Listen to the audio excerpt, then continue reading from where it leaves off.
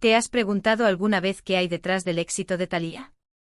¿Realmente es la dueña de su carrera? Hoy en Chisme VIP, te vamos a revelar algo que nunca imaginarías. Ricky Martin, quien ha sido testigo de todo, acaba de sacar a la luz una verdad escondida sobre el control que Tommy Mottola, el magnate de la música, y el todopoderoso Diddy, tienen sobre la vida de Thalía, y lo que se esconde detrás de su fachada de independencia. Ricky Martin respiró profundamente antes de conceder aquella entrevista. Sabía que lo que estaba a punto de revelar iba a conmover la industria, no solo por las figuras implicadas, sino también porque significaba reabrir viejas heridas. Todo comenzó con un comentario casual en una cena privada, cuando alguien sugirió que los artistas latinos más exitosos en Estados Unidos no alcanzaban esas posiciones solo por talento, sino porque se hallaban respaldados por una especie de red protectora, una red de contactos que movía los hilos en las sombras. Ricky sabía perfectamente a qué se referían. Durante años había escuchado rumores sobre una sociedad secreta que mantenía a las estrellas latinas dentro de un círculo exclusivo, una especie de hermandad que trascendía lo profesional.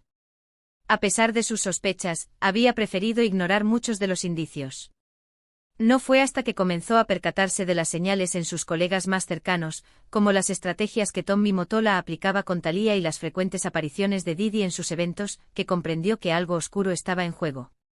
La conexión entre Mottola y Thalía no era simplemente una relación marital, se trataba de una alianza de poder. Ricky había sido testigo en varias ocasiones de cómo Mottola influía en las decisiones artísticas de Thalía, no solo para moldear su carrera, sino para alinearla con sus propios intereses. La relación entre ambos iba más allá de la de un esposo y esposa. Mottola la impulsaba a un estatus que parecía no ser únicamente fruto de su fama. Diddy, por su parte, era un enigma. Siempre presente en los eventos más importantes, rodeado de figuras de alto perfil, su interés por Thalía y otros artistas latinos resultaba, al menos, sospechoso. Ricky empezó a conectar los puntos recordando cómo Diddy había coincidido con él en eventos privados, lanzando comentarios sobre una familia que protegía a los suyos. En ese momento Ricky lo interpretó como una simple referencia al mundo del espectáculo, pero con el paso de los años, comenzó a sospechar que aquella familia representaba algo mucho más oscuro. Hubo una vez durante una cena en Miami, cuando Mottola, Thalía y Diddy se reunieron en una sala privada. Ricky fue testigo de cómo la puerta con un letrero que decía, "Este es un tema privado", le fue cerrada. No se le permitió entrar ni escuchar lo que discutían, pero al salir de la reunión, notó una expresión extraña en el rostro de Thalía, una mezcla de temor y resignación. Fue entonces cuando Ricky comprendió que la cantante no era tan libre como él había creído. Desde ese momento se propuso observar cada detalle y cada interacción, convencido de que algún día todas esas piezas encajarían. Los años pasaron y la cúpula se hizo más evidente. Thalía parecía cada vez más aislada de sus amistades, enfocada completamente en mantener una imagen de perfección pública. Su música comenzó a transformarse en algo que no parecía genuino. Su vida estaba diseñada en torno a las expectativas de Mottola y sus reuniones secretas con Diddy y otras figuras influyentes de la industria. Ricky se dio cuenta de que Thalía estaba atrapada, y más de una vez intentó confrontarla, pero ella evadía sus preguntas o simplemente decía que era algo complicado de entender.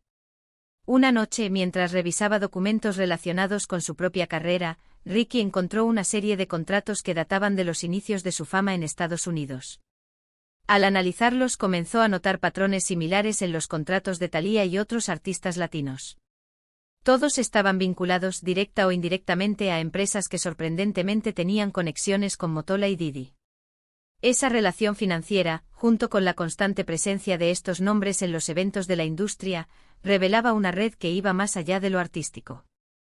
Ricky comprendió que la cúpula no era solo un mito urbano, sino una estructura cuidadosamente planificada para controlar y lucrarse de las carreras de los artistas más destacados. Había sido diseñada de manera tan sutil que a simple vista parecía inofensiva, pero en realidad representaba una cadena difícil de romper. El verdadero alcance de esta cúpula, su estructura y sus intenciones, era algo difícil de desentrañar, incluso para alguien con la experiencia de Ricky. Se trataba de una operación que funcionaba en las sombras, sin dar la cara, y se movía en eventos lujosos y reuniones exclusivas. Las personas que conocían su funcionamiento sabían que las conexiones estaban encubiertas bajo sociedades corporativas, relaciones amistosas y alianzas estratégicas dentro de la industria. Motola, por ejemplo, no solo era un exitoso productor, sino el cerebro detrás de la creación de este círculo cerrado. Thalía, más que una esposa, parecía haberse convertido en una pieza clave de su estrategia. Y lo más impactante es que Ricky revela cómo la vida de Thalía no es solo un espectáculo público, sino parte de un juego mucho más grande, uno que afecta a toda la industria musical latina y que podría estar manipulando a muchísimas estrellas sin que ni siquiera lo sepan. Pero eso no es todo. Quédate con nosotros hasta el final, porque la revelación de hoy es más jugosa de lo que te imaginas. Cada vez que Ricky intentaba comprender el alcance de la influencia de Motola sobre Thalía, se encontraba con respuestas evasivas o miradas cómplices. Nadie en su círculo cercano quería hablar abiertamente sobre ese tema, incluso aquellos que habían compartido con Thalía durante años mostraban una cautela inusitada al referirse a ella y a su relación con Tommy. En su última conversación con un colega cercano, quien también había trabajado bajo el sello de Motola, Ricky percibió una advertencia velada: conocer demasiado a veces es un peso. Si vas a involucrarte en esta historia, asegúrate de que no te afecte a ti. Para Ricky, era evidente que el control de Motola no solo era financiero. La influencia que ejercía sobre Thalía parecía ser psicológica, meticulosa e incluso a veces paternalista.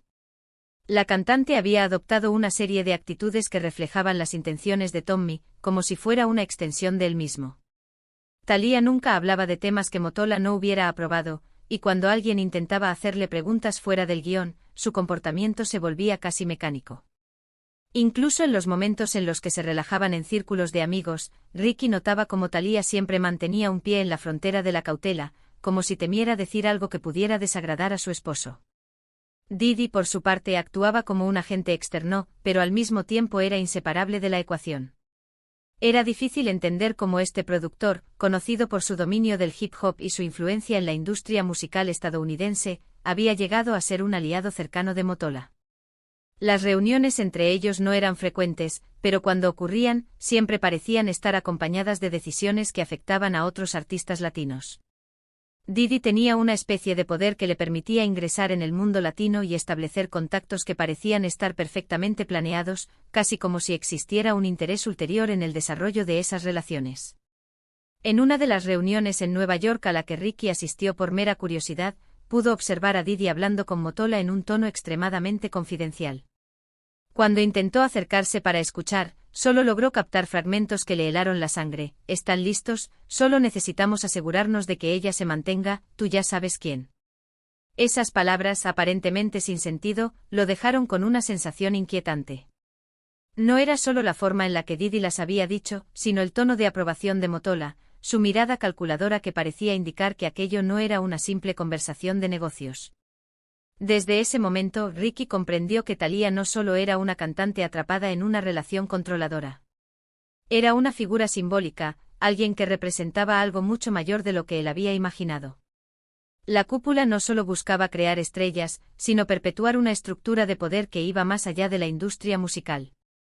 Ricky se dio cuenta de que el papel de Thalía en esta red tenía profundas ramificaciones. Ella no solo estaba sometida a las decisiones de Motola, era un pilar que daba solidez a la estructura que él había tejido. Thalía, una mujer que desde fuera proyectaba independencia y fortaleza, parecía ser en realidad una marioneta manipulada cuidadosamente. Su imagen pública de elegancia, éxito y control absoluto era, a los ojos de Ricky, una fachada que ocultaba algo mucho más oscuro. A través de Thalía, Motola parecía tener la capacidad de dictar el tono de las tendencias musicales y de definir el papel de las artistas femeninas latinas en el mercado, estableciendo un molde al que pocas podían acceder sin su aprobación. Ricky observaba, tanto fascinado como consternado, como Thalía siempre se rodeaba de un equipo de seguridad personal que, más que protegerla, parecía garantizar su aislamiento. Se había convertido en una especie de estrella intocable, nadie podía acercarse sin antes pasar por varios filtros y permisos. Incluso entre amigos, Thalía mantenía una distancia física y emocional, como si temiera romper un código implícito que regulaba cada aspecto de su vida. Esta barrera, impuesta de forma invisible por Motola y quizás también por Didi, aseguraba que Thalía permaneciera dentro de los límites de la cúpula, sin posibilidad de actuar con total libertad. Con el tiempo, Ricky comenzó a notar otros patrones en la forma en que la industria trataba a los artistas latinos cercanos a esta élite. La cúpula no solo promovía carreras, sino que controlaba cada aspecto de ellas, desde la elección de canciones hasta la imagen pública. Los artistas que lograban destacarse bajo este sistema estaban obligados a seguir reglas no escritas, donde las colaboraciones, los estilos e incluso los conflictos parecían cuidadosamente planeados. La narrativa que el público consumía no era orgánica, estaba fabricada para maximizar la influencia de la cúpula sobre el imaginario colectivo. Todo esto era manejado con tal precisión que para Ricky comenzaba a parecer un experimento social en el que Mottola y Diddy actuaban como los maestros de marionetas. Diddy, a pesar de su apariencia introvertida y carismática, era una figura intimidante en privado. Ricky lo había visto en acción, su lenguaje corporal cambiaba en reuniones cerradas y de repente su tono relajado se volvía dominante. Su influencia era tan poderosa que bastaba un simple comentario suyo para que alguien en la industria recibiera un trato especial o fuera completamente ignorado. Diddy manejaba la fama y el prestigio como si fueran herramientas de negociación, y su relación con Mottola parecía estar basada en una admiración mutua por este tipo de manipulación estratégica. A Ricky le resultaba perturbador ver cómo ambos hombres, bajo la apariencia de socios casuales, en realidad compartían una visión de la industria como una maquinaria de poder, mucho más allá del arte o la música. La atmósfera en las reuniones con Mottola y Diddy siempre estaba cargada de una tensión palpable. Aunque se hablaba de proyectos y contratos, la energía de esos encuentros siempre sugería que había algo mucho más profundo en juego. Ricky podía percibir un gesto sutilmente inquietante en las conversaciones. El ambiente era gélido, y todos parecían conscientes de que cualquier palabra pronunciada en esos encuentros podría tener repercusiones. Las miradas se cruzaban con cautela, y cuando alguien hacía una pregunta inapropiada, la respuesta inmediata de Mottola o Diddy era una sonrisa carente de humor y una respuesta ambigua que cerraba la conversación al instante. Siendo testigo de esta dinámica, Ricky comenzó a sentir que los artistas que entraban en este círculo terminaban perdiendo partes de su identidad. La cúpula no solo les otorgaba fama y riqueza, sino que también les imponía un precio silencioso, casi imperceptible, pero innegablemente real. A Ricky le inquietaba que la cúpula funcionara como un mecanismo de relojería en el que cada miembro era una pieza estratégica bien alineada y ajustada para perpetuar la influencia de sus líderes. Era como si todos los que entraban en contacto con Mottola y Diddy debieran someterse a un proceso de transformación, convirtiéndose en emisarios de un mensaje oculto destinado a modelar no solo el entretenimiento, sino también el pensamiento y los valores del público que los seguía. Lo más intrigante era la forma en que Mottola y Diddy reclutaban a estos artistas. Ricky había notado que en sus primeras interacciones, Mottola mostraba un interés genuino en las aspiraciones personales de los elegidos, abordándolos como si su único objetivo fuera elevarlos a la cima del éxito. Sin embargo, una vez que estos artistas alcanzaban cierto reconocimiento, el tono de Mottola cambiaba. Las promesas de libertad artística y autenticidad se desvanecían, y poco a poco los artistas quedaban atrapados en contratos donde las decisiones cruciales siempre pasaban por Mottola y en ocasiones por Diddy. Aparentemente estos contratos eran tan complejos que incluso los abogados de los artistas tenían dificultades para entenderlos, y una vez firmados, resultaba casi imposible romperlos sin enfrentar graves consecuencias. Ricky también percibió algo siniestro en la manera en que Mottola mantenía un control absoluto sobre la vida personal de sus protegidos, especialmente de Thalía. Para él, la vida privada de sus artistas era tan importante como su carrera pública. Las relaciones de Thalía eran minuciosamente monitoreadas, y hasta el círculo de personas que podía frecuentar estaba cuidadosamente seleccionado. A menudo Ricky se daba cuenta de que Mottola y su equipo organizaban salidas sociales y eventos en los que Thalía debía aparecer junto a ciertas personalidades estratégicas. Estos encuentros no eran meros compromisos sociales, sino sesiones planificadas para proyectar una imagen específica de Thalía, una imagen que reforzaba su lugar dentro de la cúpula. Para Diddy, la manipulación de la imagen pública iba más allá de las relaciones y eventos, su enfoque era psicológico. Parecía tener una habilidad innata para detectar las inseguridades de los artistas y explotarlas de forma sutil. Ricky había visto cómo Diddy, en conversaciones aparentemente triviales, lograba sembrar ideas en la mente de sus interlocutores, haciéndolos dudar de sus propias decisiones y sugiriendo caminos que a primera vista parecían beneficiosos, pero que en realidad los ataban más a su influencia. Los comentarios de Diddy eran como semillas que con el tiempo germinaban en cambios de comportamiento y decisiones que él mismo había prefigurado. Hubo una noche que Ricky recordaba particularmente. Estaban en una fiesta privada en Los Ángeles, donde todos los asistentes eran figuras clave de la industria. Thalía y Motola estaban allí, como de costumbre, rodeados de un círculo invisible que mantenía a los demás a una distancia respetuosa. En un momento Didi se acercó a Ricky con una copa en la mano y comenzó a hablarle en tono casual, pero cada palabra estaba cargada de significado. Le dijo que había dos tipos de artistas, los que trabajaban para la industria y los que trabajaban para el mundo. Aquellos que comprendían la diferencia, insinuó, eran los que llegaban más lejos. Aunque no lo dijo abiertamente, Ricky sintió que ese era un mensaje velado. Para seguir prosperando, tendría que aceptar jugar según sus reglas y abandonar cualquier intento de independencia que pudiera desestabilizar el sistema. Lo que más desconcertaba a Ricky era cómo Motola y Didi lograban que incluso los artistas que en algún momento parecían rebeldes o críticos terminaran cediendo. La cúpula operaba a través de un sistema de favores y castigos. Si un artista se sometía, recibía oportunidades de colaboración, apariciones en grandes eventos y acceso a los medios más influyentes. Sin embargo, si alguien intentaba desafiar el sistema, la cúpula actuaba con precisión quirúrgica para cerrarle las puertas. Esta red de influencia se extendía tanto que resultaba prácticamente imposible para un artista desafiar a Motola o a Didi sin sufrir represalias. Ricky recordaba también un evento en el que vio a Thalía visiblemente tensa. Se trataba de una entrevista en la que el periodista había hecho una pregunta aparentemente inocente sobre su matrimonio con Motola. La reacción de Thalía fue inmediata, su sonrisa desapareció por un momento, y su mirada reflejó algo que Ricky solo pudo describir como una súplica de ayuda, un instante en el que la fachada cuidadosamente construida pareció tambalearse. Sin embargo, Thalía se recuperó rápidamente, soltando una respuesta vaga y desviando la conversación hacia un tema neutral. Ese momento fue revelador para Ricky. Comprendió que, a pesar de su éxito y fortuna, Thalía estaba atrapada en una jaula de oro de la que no podía escapar. En otra ocasión, mientras revisaba fotos de una sesión de promoción en la que también estaba Didi, Ricky notó algo peculiar. Didi tenía una forma muy específica de posar. Cada movimiento de su cuerpo y cada expresión de su rostro parecían estudiados, diseñados para proyectar autoridad y control.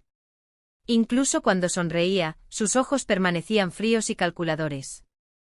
Ricky comenzó a ver a Didi como una figura casi hipnótica, capaz de dominar la energía de una sala entera sin esfuerzo. Si te ha sorprendido todo esto, no olvides suscribirte a Chisme VIP, activar la campanita para no perderte ningún otro chisme revelador como este.